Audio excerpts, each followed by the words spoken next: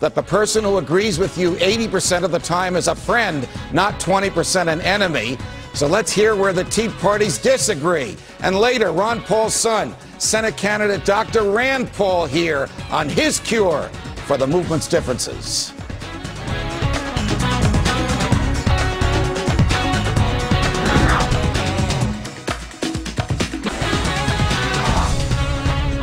We're back with former Governor Sarah Palin and Congressman Ron Paul. We're calling this the Tea Party Summit.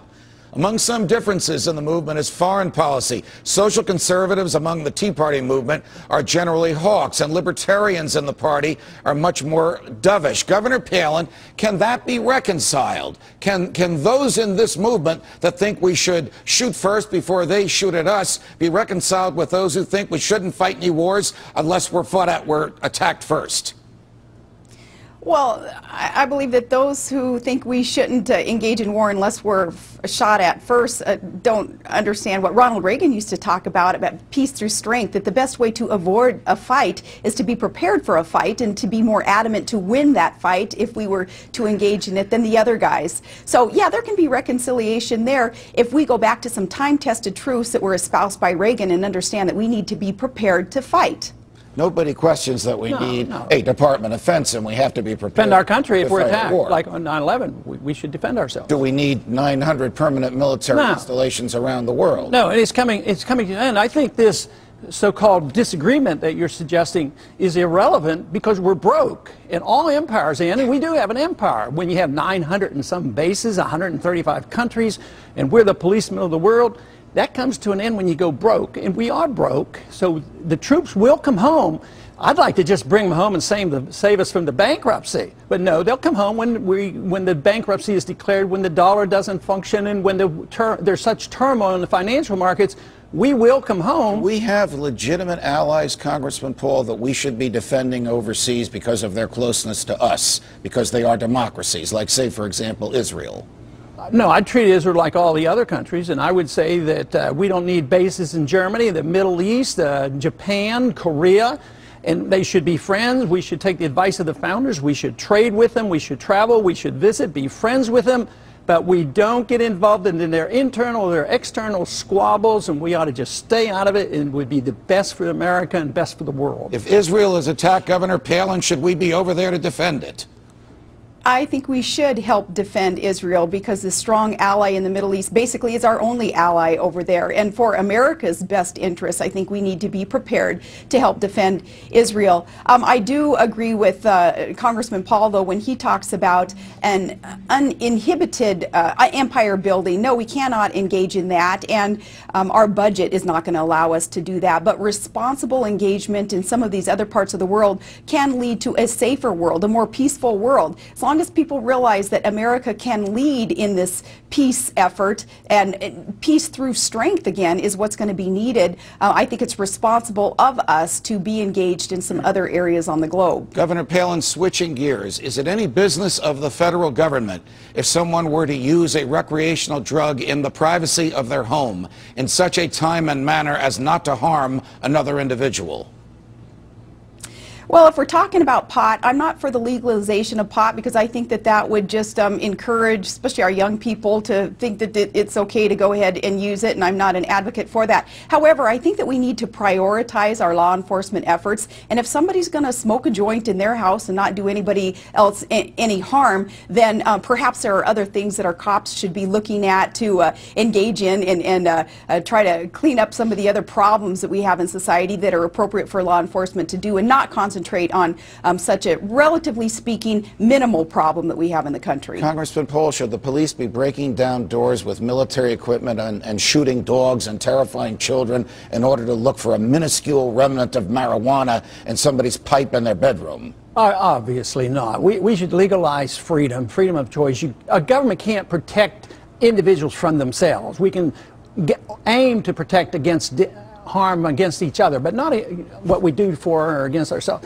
Everything that people say about marijuana and other drugs could apply to alcohol. Alcohol is the deadly drug, cigarettes, It's just a useless battle. I think the most magnificent thing was when they woke up one day and said prohibition of alcohol was an insane policy, and we're waking up right now. Just think of all the nullification about marijuana laws now, and the left is with us on that. Just nullify all those laws. Governor Palin, you had a very unfortunate incident during the campaign where somebody hacked into your emails, and the guy was prosecuted and rightfully convicted, and the courts will handle that.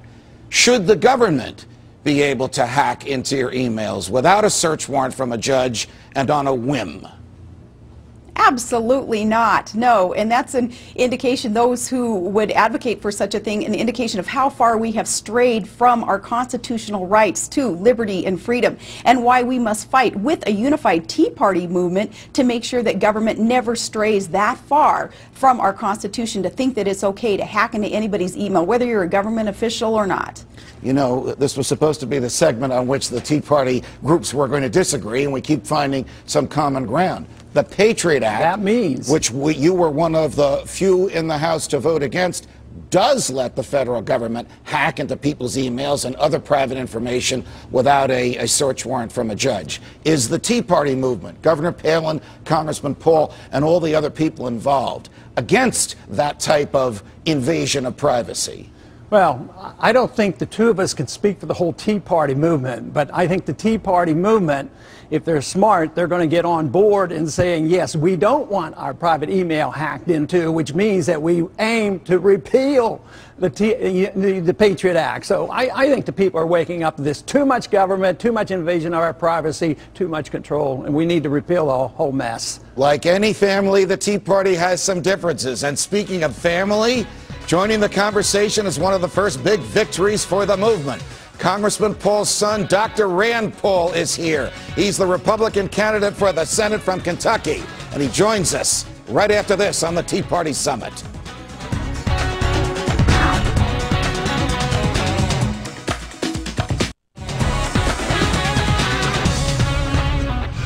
With me are three politicians, each of whom is admired by at least some of the millions of Tea Party participants across America.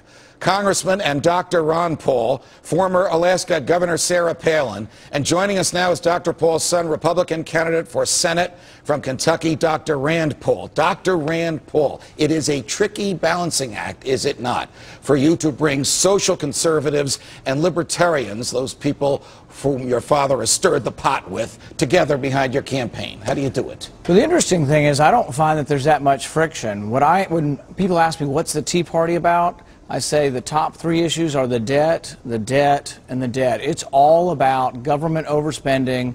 It's all about people who are worried and concerned about the future of the country. Governor Palin mentioned it earlier. Bernanke is now saying this. The deficit is unsustainable. That's a pretty potent word, unsustainable, and that's what the worry is about. But the issues I talk about do bring people together. Term limits are popular with everybody. Right. Balancing the budget by law is popular with everybody. Right. Making them read the bills is popular with just about everybody. Right. And making them enumerate where in the Constitution they get the power for the bills. If you put that up as a Tea Party platform, it'll be more popular than the contract with America. Governor Palin, when you publicly endorsed the candidacy of Rand Paul, you took on, and you have a successful history of doing this, the establishment of the Republican Party, in this case in Kentucky. You ruffled some feathers, it didn't bother you. Why were you willing to do that? What is it about his candidacy that caused you to stick your neck out and endorse it against the hierarchy of the Republican Party?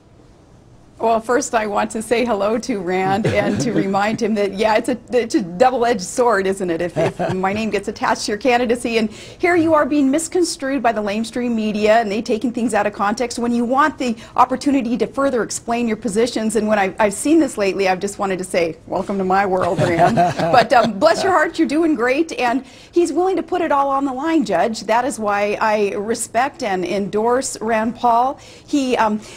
His libertarian views, too, which I so respect, are in great contrast to the overreach, intrusive government that is being shoved down our throat right now by the Obama administration. We need more Rand Pauls of the world to be willing to put it all on the line and be in a position to cast a vote to put us back on the right track to protect our Constitution. Congressman Paul, were you surprised when a former member of the National Republican ticket, she ran for vice president a year and a half ago, stuck her neck out and opposed the party hierarchy to endorse an avowed libertarian like your son?